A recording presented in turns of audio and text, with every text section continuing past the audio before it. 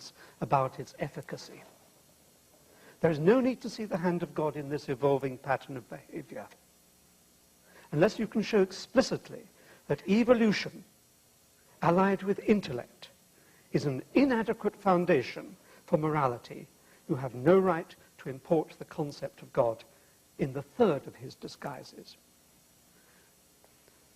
I've spoken long enough this evening, but let me summarize my position. I cannot prove that there is not a God. The perception of God overwhelms any rational argument, for an omnipotent entity is the ultimate chameleon. However, I have tried to argue that the common purportedly rational reasons for believing in God are vacuous, for all the actions that God has been thought necessary for can be achieved without any intrusion into natural order. I ask you to discard your prejudices. Civilization and science have led you on a journey from bewilderment to maturity. It's time to respect the nobility of the human spirit, the awesome power of human comprehension, as expressed in that apotheosis of the Renaissance science. It's time to stand full square in front of this awesomely wonderful world and to accept that we are gloriously, gloriously alone. Thank you.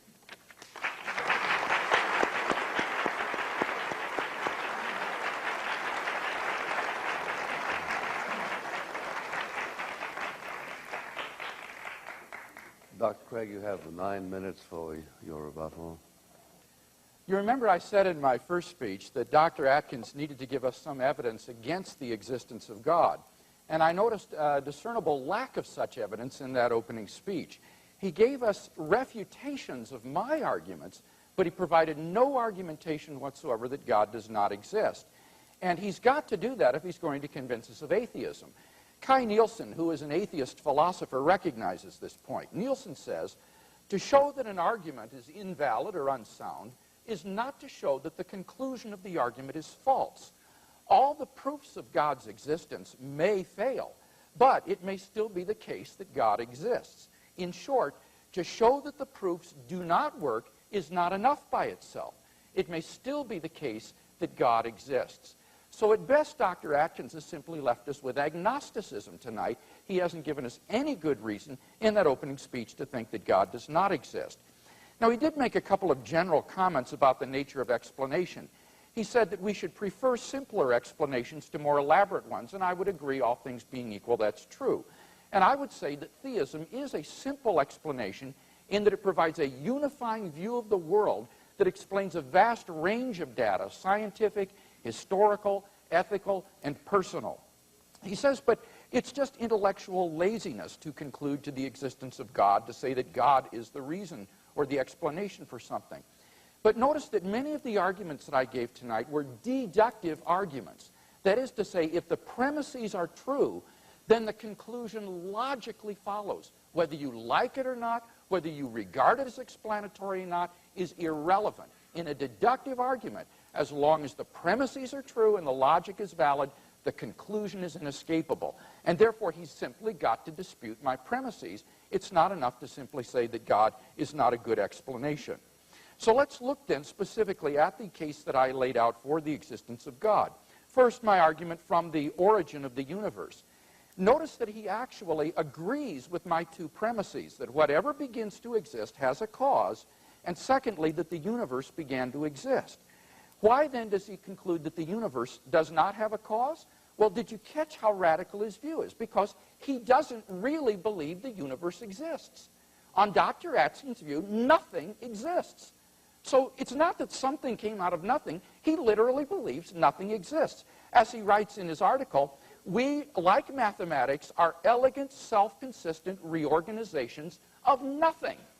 Now, let me make 3 responses to this. First of all, it's a total misunderstanding to say that because the negative energy balances out the positive energy, that therefore there is nothing.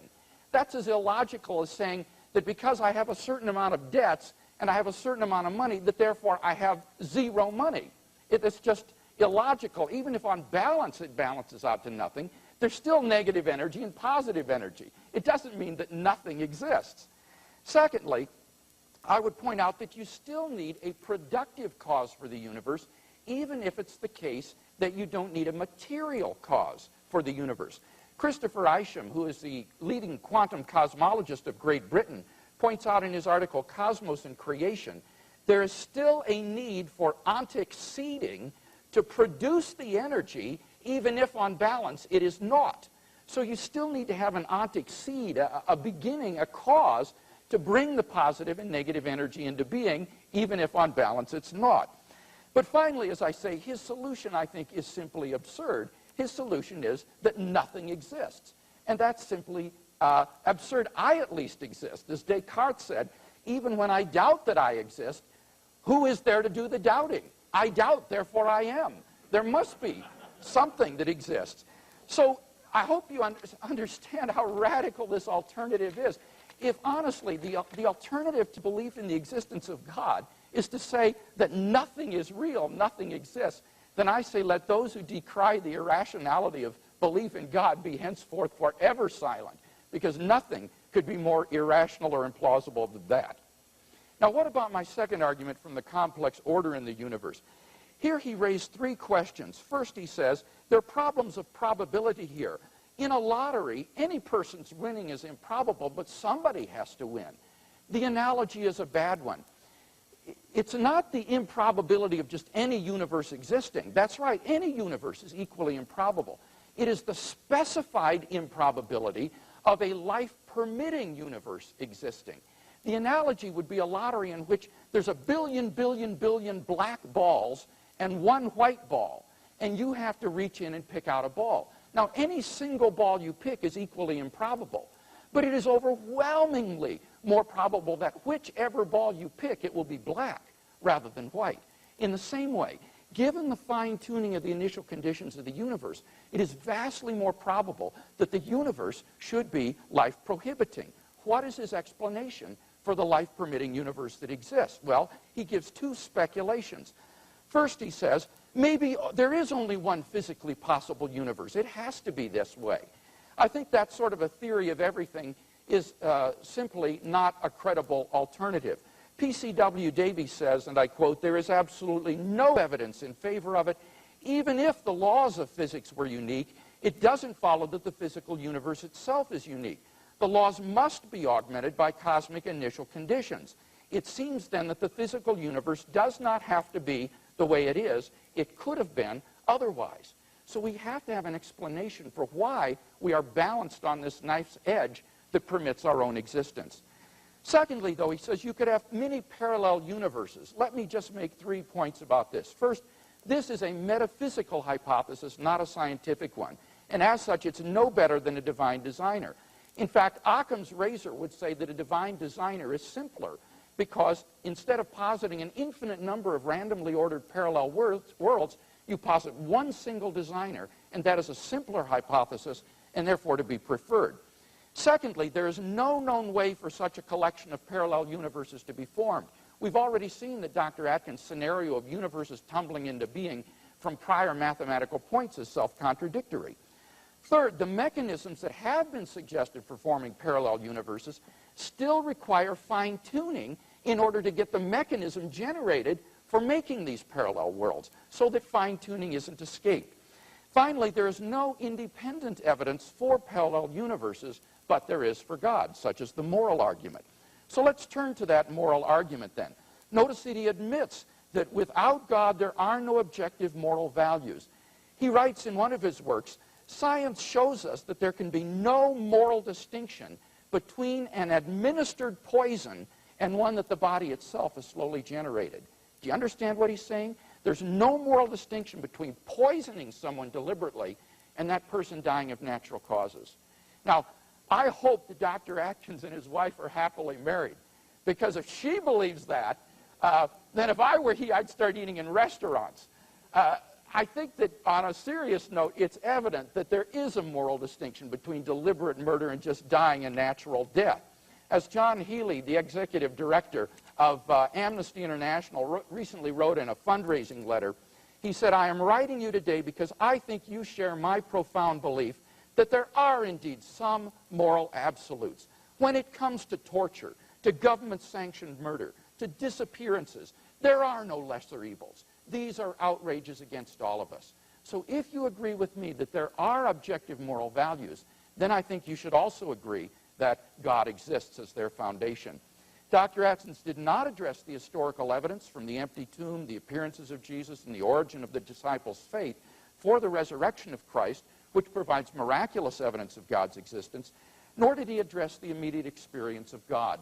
It seems to me that in the absence of any positive arguments for atheism tonight, I'm rational in believing in God on the basis of my own immediate experience of God. Why should I deny that real experience in my life for no good reason at all?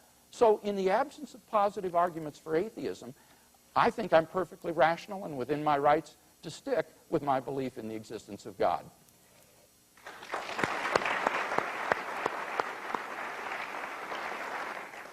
Dr. Atkins.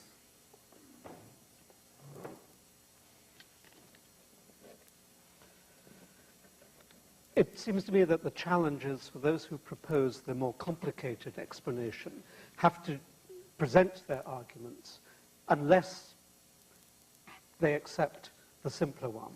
I can propose that science can account for everything there is in the world without the invocation of the complexity of a creator and a God. What a believer has to do is to demonstrate explicitly that my view about the simplicity, the innate, inherent simplicity of the world is inadequate. It's only by showing that it is an inadequate understanding of the world that I am prepared to accept that there may be room for a God. No arguments that we've heard this evening go that far. None of them say that this explicitly shows that the universe cannot come in by chance alone. No argument we've heard this evening explicitly excludes the possibility that the values of the fundamental constants are the ones that are necessary for life. That is what the opposition have to do. They have to show that simplicity is inadequate. Atheism is the more primitive, of course you would agree with that, atheism is the more primitive view of the world, which has to be displaced. It's only through historical accident that the belief in gods, which was engendered by the bewilderment of our ancestors as they dropped down from the trees and were surrounded by forces that they needed to cajole. It's only that historical accident that has brought religion into its powerful prime position, with the believers pretending that it is our duty to displace it. That is not the case. We, from the viewpoint of modern 20th century science, can see our way to accounting for everything that religion purports to explain, but in fact fails to explain, even though it's been trying to explain it for 5,000 years. I'm invited, Dr. Craig says that his arguments will fail if his deductive mode can be argued against. Are his premises false? The origin of the universe. I argued that there was nothing to be made. I did not argue that there was nothing here now. I think it quite right that we should regard the current universe as an elaborate and engaging rearrangement of nothing. There was nothing for God to do. That's a simplification. Science, of course, cannot account for it in detail, but at least give it a chance to try. And what science will do is what religion cannot do. That is, it will provide an explanation this side of the grave. If you want to believe in God and the arguments that Dr. Craig has presented this evening, you can only be confident about them after you are dead. That seems to me to be a grave intrusion into human logic.